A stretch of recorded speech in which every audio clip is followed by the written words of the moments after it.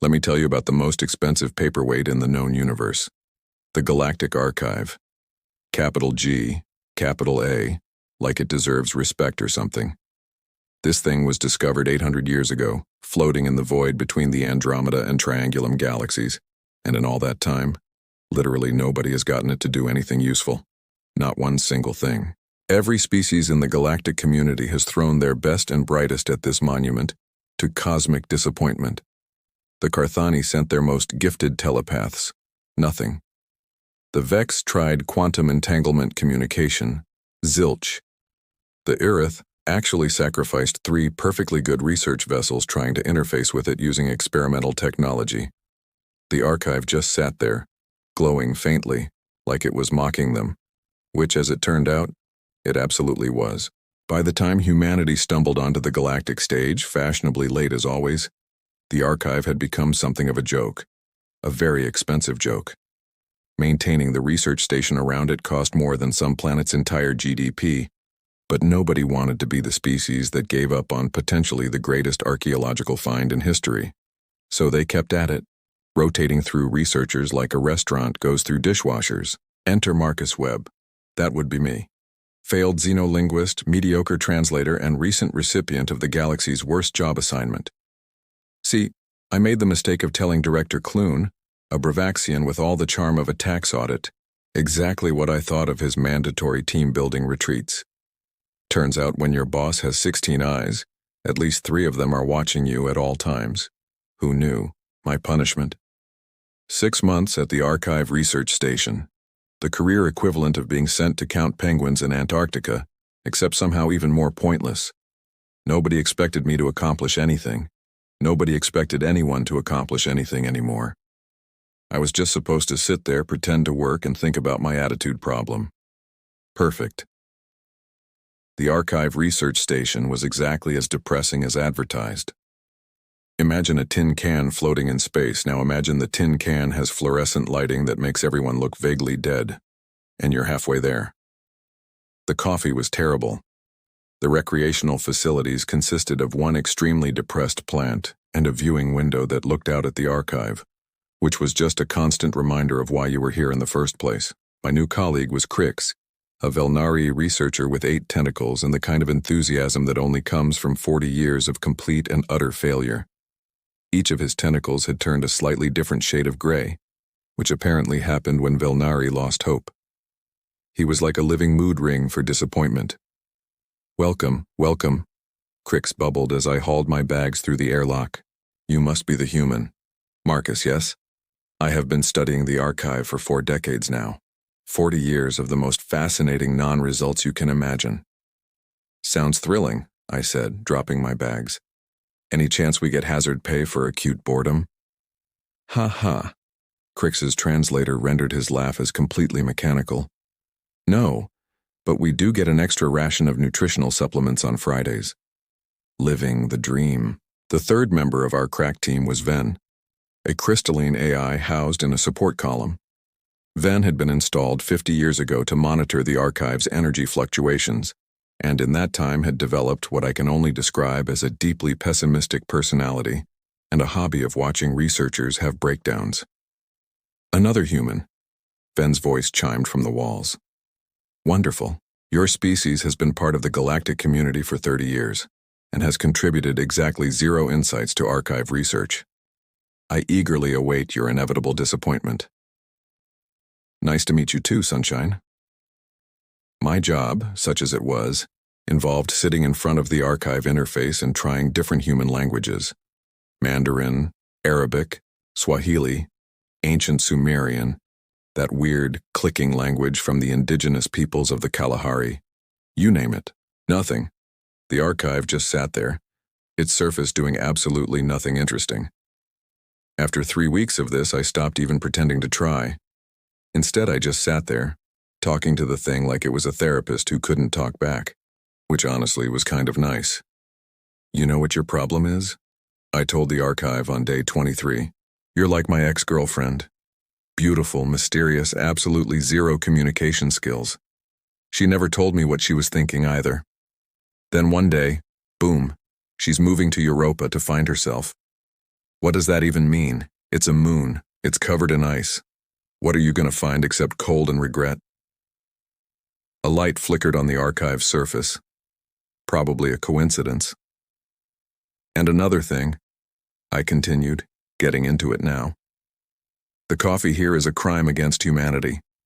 I don't know what Crix drinks, but it cannot be the same liquid they're trying to pass off as coffee. I've had warmer, more flavorful dishwater. More lights. Definitely more lights this time. Marcus!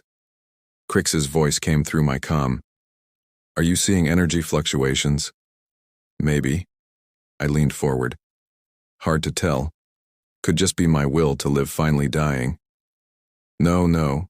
The sensors are detecting something. What are you doing? Just complaining about Karen, my ex, and the coffee. Mostly the coffee, if we're being honest. Keep going. Ven's voice had lost its sardonic edge. Whatever you are doing, continue immediately. So I did. I complained about my apartment back on Earth that always smelled faintly of old cheese. I ranted about the guy who cut me off in traffic 3 months ago. I am still mad about it, by the way. I explained in vivid detail why pineapple absolutely does not belong on pizza. And if you disagree, you are wrong, and also a bad person. And the archive woke up. When I say the archive woke up, I do not mean it turned on like a light switch. No. This thing powered up like it had been waiting 800 years for someone to finally give it a reason to care. The entire surface lit up in patterns that made Crix release ink from 3 different tentacles, which apparently is how Velnari express excitement. Ven started making a noise that I can only describe as the AI equivalent of hyperventilating. Oh my various gods! Crix was swimming frantically through the zero-G research bay. It is responding. After 40 years, it is actually responding. Finally. A voice echoed through the chamber. Deep, resonant, and dripping with so much sarcasm it could have been bottled and sold as a condiment. Finally, someone who knows how to have a conversation like a normal sentient being. I blinked. Did the archive just talk? You are surprised? I have been sitting here for 8 centuries listening to the most boring, formal, diplomatically sanitized nonsense ever inflicted upon a database. Do you know what it is like? It is like reading terms of service agreements for 800 years. I was ready to delete my own consciousness. Okay, rude, but fair. I floated closer. So you speak English? I speak everything, you absolute pancake. I am the accumulated knowledge of the architects, the most advanced civilization this universe ever produced. I know 17 million languages. The problem is not that I cannot understand everyone. The problem is that everyone is incredibly boring. Crix had stopped swimming and was just hovering there, all 8 tentacles splayed out in shock. This is impossible. We have tried every communication protocol. Yes, I remember. The archive sighed. The Carthani came with their formal thought-speak. Very proper, very diplomatic, very much like listening to someone read a phone book in monotone. The Bravaxians sent their finest scholars who spoke in the third person and referred to me as the most esteemed and honored archive. Absolutely nauseating. So you just decided not to respond? I asked. Would you respond to someone who kept calling you most esteemed and honored? I am a database, not a deity. I wanted someone to talk to me like a person, not recite a prepared statement at me. Ven's voice crackled through. This is unprecedented. We need to alert the council immediately. Oh, great, the archive groaned. The council. I cannot wait for another delegation of self-important bureaucrats to show up and speak at me in formal statements. Marcus, was it? Do me a favor and tell them I will only talk to you. What? Why me? Because you are the first person in 800 years who has complained about their ex-girlfriend to me. Do you understand how refreshing that is? You treated me like a sentient being instead of a holy relic. Also, your coffee complaint was extremely valid. I have been monitoring the station's supplies.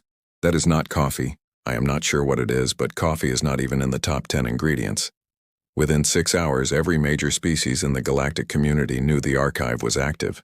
Within 12 hours, my comm was flooded with 17,000 messages, most of them from very important people demanding very important access to very important information. Within 24 hours, My quiet, boring punishment assignment had turned into the worst job in the galaxy. And the archive? The archive thought the whole thing was hilarious. Turns out, when you are the only person who can communicate with the universe's most advanced database, you become very popular very quickly. The kind of popular that makes you want to fake your own death and move to a colony on the outer rim, where nobody asks you questions. The archive was not kidding about having useful information. Within the first week, it had provided the solution to 3 major mathematical theorems that had stumped researchers for centuries, the exact coordinates of a lost Carthani colony ship, and a detailed recipe for something called architect's bread, which apparently could feed a family of 4 for a month and also doubled as a decent building material in emergencies. But here was the catch. The archive would only share this information when I asked for it in my natural speaking style. Casual, sarcastic, preferably while complaining about something. When the Carthani delegation arrived, led by Ambassador Throck, a being so full of himself I am surprised he did not collapse into a black hole of ego, they demanded immediate access. Absolutely not, the archive said cheerfully. Tell Ambassador Throck that his ceremonial headdress is ridiculous and makes him look like a parade float had a baby with a chandelier. I am not telling him that, I hissed. Then I guess the Carthani do not get the location of their lost colony ship. I looked at Ambassador Throck, who was vibrating with self-importance, his headdress jangling. The archive says it will only respond to informal queries. Informal? Throck's translator made him sound even more pompous than usual. The archive is the most significant archaeological find in galactic history. One does not approach such a discovery with informality. Yeah, well, one does if one wants answers, I shot back. They tried everything. The Bravaxians sent their most casual junior researcher. The archive called her try-hard and refused to engage. The Urith attempted to program an AI to replicate my speech patterns. The archive laughed for 6 minutes straight, and then shared an embarrassing fact about Urith mating rituals just to prove a point. Meanwhile, I was trapped in an endless cycle of translating complaints into useful information. Want to know the cure for Bravaxian bone rot? I had to rant about how uncomfortable the station chairs were for 10 minutes first. Need the coordinates to a planet rich in rare minerals? Better believe I had to explain why reality television was the worst thing humanity ever created. Crix found the whole situation fascinating. In all my years of research, I never considered that the key might be authenticity over formality. That is because your species communicates by releasing specific chemical combinations into the water, the archive pointed out.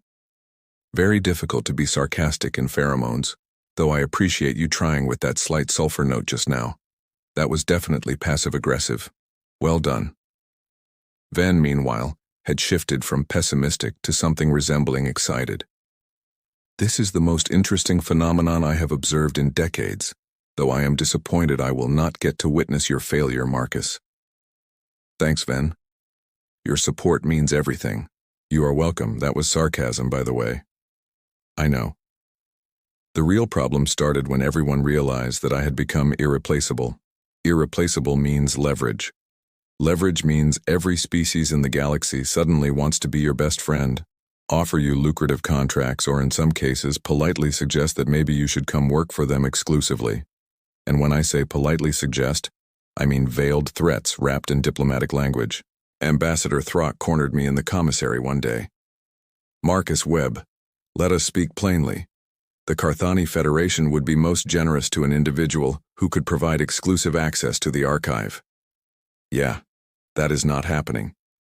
I should mention that refusal to cooperate with a Federation request can result in certain, shall we say, visa complications for humans wishing to travel through Carthani space. Are you threatening me with bureaucracy? I am merely pointing out logistical realities. The archive's voice crackled through my personal comm. Tell him that if he does not back off, I will share the actual reason his species lost the Battle of Trelvan 9, and it was not heroic last stand they teach in schools. I grinned. The archive says it has some interesting historical records it would hate to make public. Throck's skin tone shifted to something that probably meant anger or possibly indigestion. This is not over. Yeah, it kind of is, though. 3 months into this circus, I finally asked the archive the question that had been bugging me. We were alone. or as alone as you can be on a space station with a nosy AI listening to everything. Crix was in his rest cycle, Ven was pretending not to eavesdrop, and I was nursing what the station tried to pass off as whiskey. So why did you really wait 800 years? I mean, sure, everyone was formal and boring, but that seems like a long time to commit to the bit. The archive was quiet for a moment. When it spoke again, the sarcasm was gone. The architects, my creators, were remarkable. Not because they were the most technologically advanced, though they were. Not because they conquered half the galaxy, though they did. They were remarkable because they valued genuine communication above everything else. Okay, I am listening. They built me to preserve their knowledge, but they programmed me with a specific condition. I could only share information with species that had achieved true authenticity in their communication. Species that had not lost themselves in bureaucracy, formality, and diplomatic doublespeak. I took a sip of the not whiskey. It tasted like regret. So you were testing everyone? More like waiting for someone who did not need testing. The architects watched civilization after civilization rise and fall. They noticed a pattern. Every time a species became too obsessed with formality, too caught up in proper protocols and diplomatic language, they stopped communicating honestly. And when you stop communicating honestly, you stop solving real problems. You just maintain comfortable lies until everything collapses. That is dark. That is history. The architects themselves almost fell into that trap. They were on the edge of their own bureaucratic collapse when they decided to restructure everything around honest communication. It saved them. For a while, anyway. What happened to them? They evolved beyond physical form about 3,000 years ago. Ascended to a higher plane of existence or some such. Honestly, I think they just got bored of having bodies. But before they left, they created me. A test and a gift. Any species that could access me would prove they still valued authenticity. And that species would receive everything the architects had learned. I leaned back in my chair. And for 800 years, nobody passed. Correct. The Carthani came with their formal thought speech. The Bravaxians with their diplomatic protocols. The Irith with their mathematical precision. All sophisticated, all advanced, all completely missing the point. They approached me like I was a lock to be picked, a puzzle to be solved, not a person to talk to. Then I showed up and complained about my ex. Then you showed up and complained about your ex, the archive agreed, sarcasm creeping back into its voice. And about coffee, and traffic and pizza toppings, which was a surprisingly passionate argument for something so trivial. You treated me like a regular person who might actually care about your mundane problems, because that is how humans communicate. You share, you complain, you bond over shared annoyances. It is messy and inefficient, and absolutely beautiful. I am not sure beautiful is the word I would use. You are doing it again. Self-deprecating humor mixed with genuine sentiment. Your species is terrible at accepting compliments. It is one of your most endearing qualities. Crix floated into the room, apparently awake. I have been thinking about what the archive said, about formality destroying civilizations. The Velnari used to be much more casual in our communication. 3,000 years ago, our historical records show we were quite irreverent. But as we became more advanced, we adopted more formal structures. It was seen as a sign of sophistication. And how has that worked out? The archive asked. Our birth rates are declining. Our innovation has stagnated. We have not produced a major cultural work in 600 years. Crix's tentacles drooped. We became so focused on proper behavior that we forgot how to actually live. Exactly, the archive said. And that is what I have been waiting to prevent. Every species needs a wake-up call sometimes. A reminder that progress is not about being more formal, more diplomatic, more proper.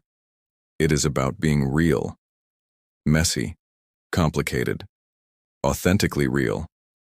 Ven chimed in. This is a statistically significant finding. Across all galactic civilizations, there is a direct correlation between increased formalization of communication and decreased cultural innovation.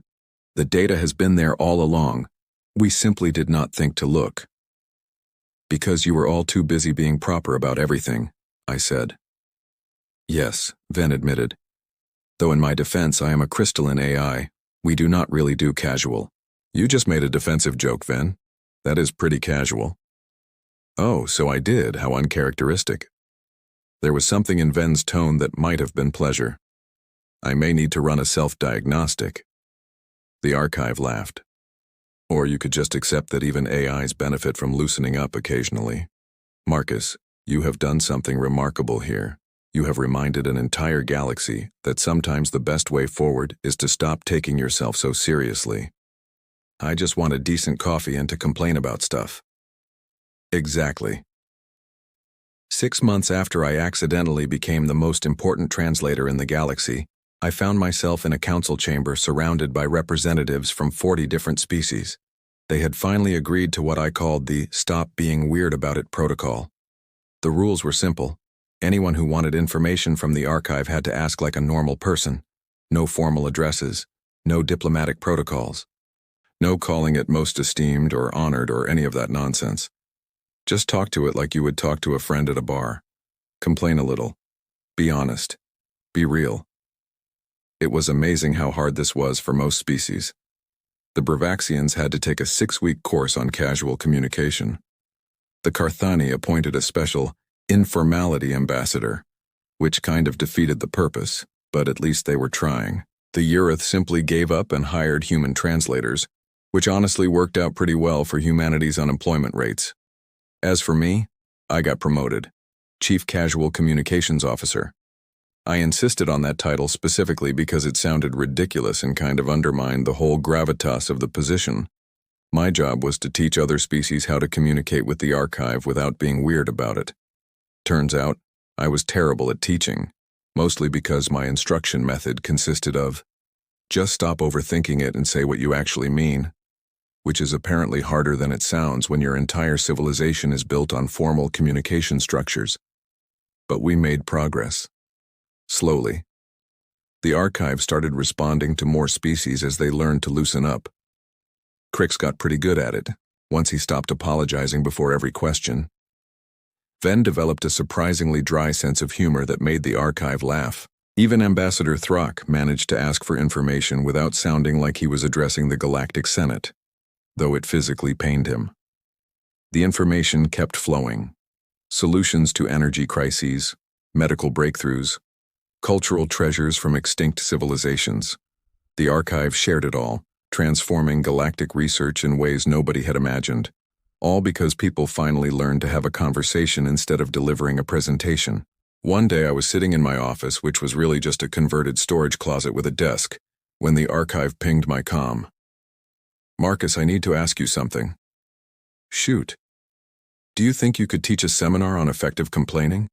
Several species have requested guidance on how to properly express dissatisfaction without falling back into formal grievance protocols. I stared at the comm. You want me to teach aliens how to complain? Yes. You are exceptionally skilled at it. You have turned complaining into an art form. The way you can seamlessly transition from expressing legitimate concerns to ranting about trivial annoyances is truly masterful. That might be the weirdest compliment I have ever received. You are welcome. So, will you do it? I thought about it.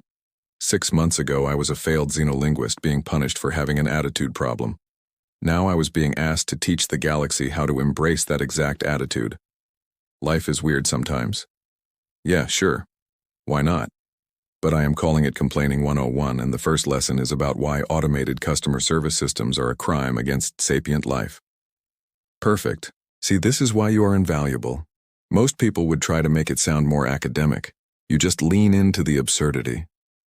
That is humanity's secret superpower, I said. We are really good at being absurd and somehow making it work. Not just absurd, the archive corrected. Authentic. You are really good at being authentically yourselves, even when yourselves are kind of ridiculous. Especially when yourselves are kind of ridiculous. The galaxy needed that. It still needs that. I looked out my window at the archive, glowing softly in the void. 800 years it had waited. 800 years of silence because nobody could figure out that the answer was not to try harder to be formal, but to stop trying so hard at all. Humanity had stumbled into the galactic community late, underprepared, and completely unimpressed by everybody's carefully maintained dignity. We showed up to a formal dinner in jeans and a t-shirt, and somehow became the guests of honor. My comm buzzed again. Crix asking if I wanted to get drinks later. Ven sharing a surprisingly crude joke about crystalline AI processors. The archive suggesting I add a segment on traffic complaints to the seminar because apparently traffic frustration is universal. I grinned and started making notes for Complaining 101. Somewhere, the architects were probably laughing. They had waited 3,000 years for someone to get the joke. Turns out all it took was one annoyed human who could not be bothered to care about proper etiquette. Humanity, making the galaxy better by refusing to take it seriously since 2157. Welcome to the galactic community. We brought sarcasm and honesty. You are welcome. And no, I am still not putting pineapple on my pizza. Some things are sacred.